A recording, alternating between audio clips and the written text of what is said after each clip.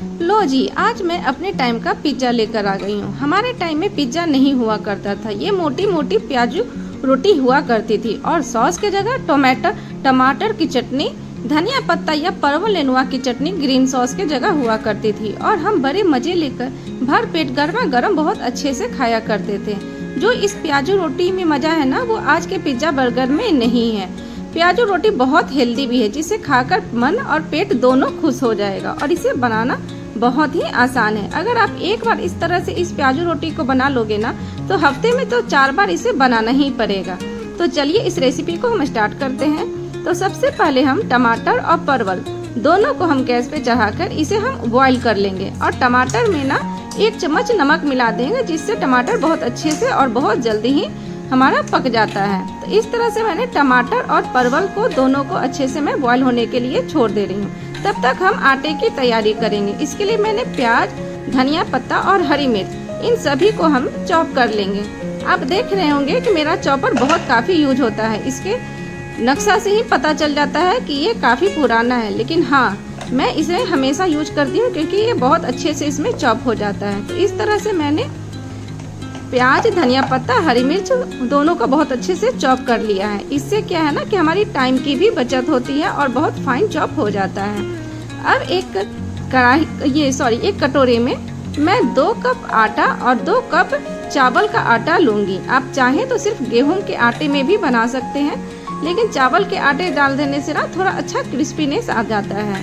तो इस तरह से अब दोनों आटे को अच्छे से मिला लीजिए। अब इसमें हम जो प्याज, धनिया पत्ता और हरी मिर्च को हमने चॉप किया था, वो सारे हम इसमें डाल देंगे। अब इसमें 1 चम्मच नमक, 1 चम्मच अजवाइन और 2 चम्मच के करीबन इसमें हम सरसों तेल डालेंगे। आप चाहे तो घी, रिफाइंड कुछ का भी यूज कर सकते हैं, लेकिन ये देसी रोटी है ना, तो इसे आप सरसों तेल का ही यूज करें। अब इसे हम अच्छे से आटे में मिला लेंगे और इसे अच्छे से मसल कर हम मिला लेंगे, क्योंकि प्याज है ना वो पानी छोड़ता है। तो इस तरह से अच्छे से मसल करके मिला लेने से हमें पता चल जाता है कि हम जब आटे का डो बनाएंगे तो इसमें कितना पानी लगेगा। और इसमें हम थोड़ा थोड़ा पानी डालकर थोड़ा सख्त आटा ही गूंदेंगे, क्योंकि प्याज से भी पानी निकलता है, जिससे आटे का डो गीला हो जाएगा। इस बात का ध्यान रखें। तो इसे हम अच्छे से आटे का डो थोड़ा सख्त गूंथ लेंगे। और एक बात ध्यान रखें कि इसे आप जब आटे का डो तैयार करें ना, तो थोड़ा सा भी सॉफ्ट नहीं हो, थोड़ा सख्त आटा ही इस तरह से गूंथ लें और इसे हम ढककर 10 से 15 मिनट के लिए रेस्ट होने के लिए साइड कर देंगे। तब तक देखिए ये हमारा टमाटर और परवल दोनों बहुत अच्छे से बॉईल हो गया है। इसे अब हम एक प्लेट में निकाल लेंगे। और ये टमाटर की चटनी बहुत ही टेस्टी बनती है और इसे बनाना बहुत ही आसान है।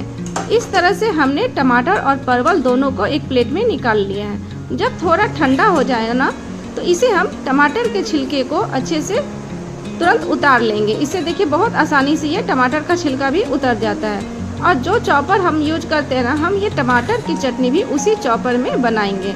इससे बहुत अच्छे से फाइन से कटिंग होकर के चटनी तैयार हो जाता है।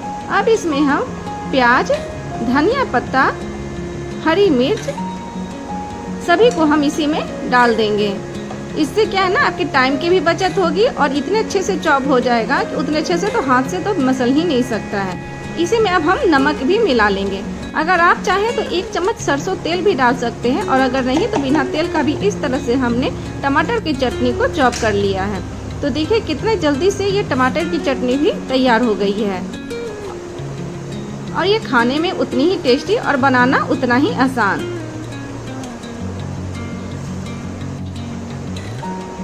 और ये टमाटर की चटनी को ना आप चावल के साथ भी ले सकते हैं। ये बहुत ही चावल के साथ भी अच्छा लगता है। अब हम परवल की चटनी की तैयारी करेंगे। तो इस तरह से जब परवल बॉईल हो जाए तो इसे तुरंत पानी से निकाल लें, नहीं तो परवल पानी ऑब्जर्व कर लेता है, जिसकी वजह से चटनी खराब हो जाएगा। अब इस तरह से आगे पीछे कट कर एक मिक्सी बाउल में हम परवल को डाल देंगे। इसी में हम 4 से 5 लहसुन की कली, 2-3 हरी मिर्च, नमक स्वाद अनुसार और आधा चम्मच के करीबन सरसों तेल, इन सभी को हम मिक्सी में पीस लेंगे। थोड़ा सा पानी डाल करके हम इसका चटनी तैयार कर लेंगे। तो इस तरह से देखिए हमारी ग्रीन चटनी भी तैयार हो गई है। अब आप समझे, ये ग्रीन सॉस की जगह हमें यही परवल की चटनी मिला करती थी, जो कि खाने में बहुत ही टेस्टी और बनाना भी बहुत आसान।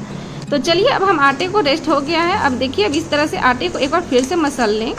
मसल लेने के बाद मुझे दिख रहा है ना कि आटा थोड़ा सा गीला हो गया है, जिससे ये रोटी हमें बेलने में थोड़ी सी प्रॉब्लम होगी। तो इस वजह से इसमें हम थोड़ा सा आटा मिला लेंगे और थोड़ा सा आटा मिला करके इसे हम फिर से एक बार गूंथ लेंगे, क्योंकि ये प्याज है ना, वो पानी छोड़ देता है, जिसकी वजह से आटा बहुत जल्दी ही गीला हो जाता है। तो इस वजह से इसमें थोड़ा आटा मिलाकर हमने थोड़ा सख्त आटा फिर से गूंथ लिया है। अब इसकी हम लोई कट कर लेंगे। आप अपने अनुसार लोई कट कर लें, मोटी या पतली। इस रोटी को ना आप मोटी या पतली किसी भी तरह से बनाओ, ये बहुत ही अच्छे लगते हैं। तो इस तरह से मैंने एक लोई कट करके इसे परथन में इस तरह से आटे में लपेट कर इसे का हम रोटी की तरह इसका हम एक शेप दे देंगे।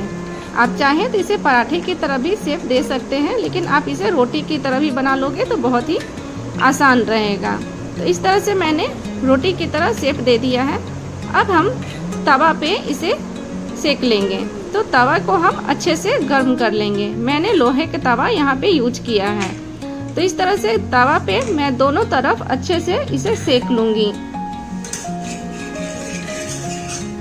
आप इसमें चाहें तो सरसों तेल, घी, बटर, रिफाइन कुछ किसी चीज़ के साथ भी आप रोटी को सेक सकते हैं, और नहीं तो अब बिना किसी चीज़ तेल या रिफाइन का भी आप इसे रोटी को सेक करके बना सकते हैं। ये हर चीज़ में ही बहुत ही परफेक्ट है। तो मैं इस तरह से घी में पराठे को अच्छे से दोनों तरफ सेक लूँगी। मेरी मम्मी ना, जब डॉक्टर मम्मी को ये सब मना किया हुआ था, तो मैं वही हमेशा प्याजू रोटी बनाया करती थी, लेकिन वो पतली नहीं, थोड़ी मोटी मोटी रोटी बनाया करती थी, जो कि खाने में बहुत अच्छा मिठास लगता है। अगर मोटी रोटी हो ना तो ये खाने में मीठा मीठा भी लगता है, लेकिन मैं तो थोड़ी पतली पतली ही रोटी बना रही हूँ। तो इस तरह से देखिए, मैंने दोनों तरफ बहुत अच्छे से सेक लिया है। इसी तरह से मैं सारे पराठे को सेक लूँगी, और इसे आप गर्मा गर्म ही परोसें। ये गर्म में ही बहुत अच्छा रोटी लगता है, लेकिन अगर आप टिफिन में भी देना चाहते हो तो दे सकते हैं। ये टिफिन में भी रोटी खराब नहीं होता है, एकदम सॉफ्टनेस बना रहता है इसका। तो इस तरह से मैं सारे रोटी की तैयारी कर ली हूँ। अब आती है प्लेटिंग की बारी। तो मैं सबसे पहले टोमेटो सॉस डालूंगी, मतलब टमाटर की चटनी जो हमने बनाया है ना, देखिए कितना अच्छा सा कलर भी आया हुआ है। इसे मैं बच्चों को भी मैं टमाटर की चटनी दे रही हूँ, और ग्रीन चटनी की जगह परवल की चटनी मैं दे रही हूँ। और आप इसे गर्मा गर्म पराठे के साथ सर्व करें। इसे आप ना दही, अचार या हरी चटनी किसी के साथ भी ले सकते हैं। चटनी के साथ ये और भी स्वादिष्ट लगने लगता है। प्याजू रोटी बहुत ही आसान और मज़ेदार रेसिपी है, जिसे आप सुबह नाश्ते में, लंच में या शाम की चाय के साथ भी इसे आप ले सकते हैं। अब आप समझे, यही हम लोग को शाम के समय मम्मी हम लोग को ये प्याजू रोटी बना करके दिया करती थी, जिसे अब बच्चे शाम के जगह पिज्ज़ा बर्गर अब खाना पसंद करते हैं ना, तो हमें शाम के समय यही प्याजू रोटी मिला करती थी, और इसे हम बहुत चाव से, बहुत पसंद से खाया करते थे। ये बहुत हेल्दी भी है, और इसमें बहुत कुछ मसाले, कोई तेल, कुछ भी वैसा नहीं लगा, और बहुत ही सादा और पौष्टिक भोजन है ये। इसे आप भरपेट भी खा सकते हो, और हल्का नाश्ते की जगह भी आप इसे बना सकते हैं। तो इस रेसिपी को एक बार आप ज़रूर ट्राई करें, और एक बार अगर आप बना लोगे ना, तो मैं 100% गारंटी के साथ कहती हूँ, आपको हफ्ते में तो 4 बार इसे बनाना ही पड़ेगा। और ये रोटी बहुत ही सॉफ्ट भी बनी हुई है। और अगर आपको ये रेसिपी पसंद आई हो तो मेरे चैनल को लाइक एंड सब्सक्राइब करना बिल्कुल ना भूलें। मिलते हैं नेक्स्ट वीडियो में कुछ न्यू रेसिपी के साथ।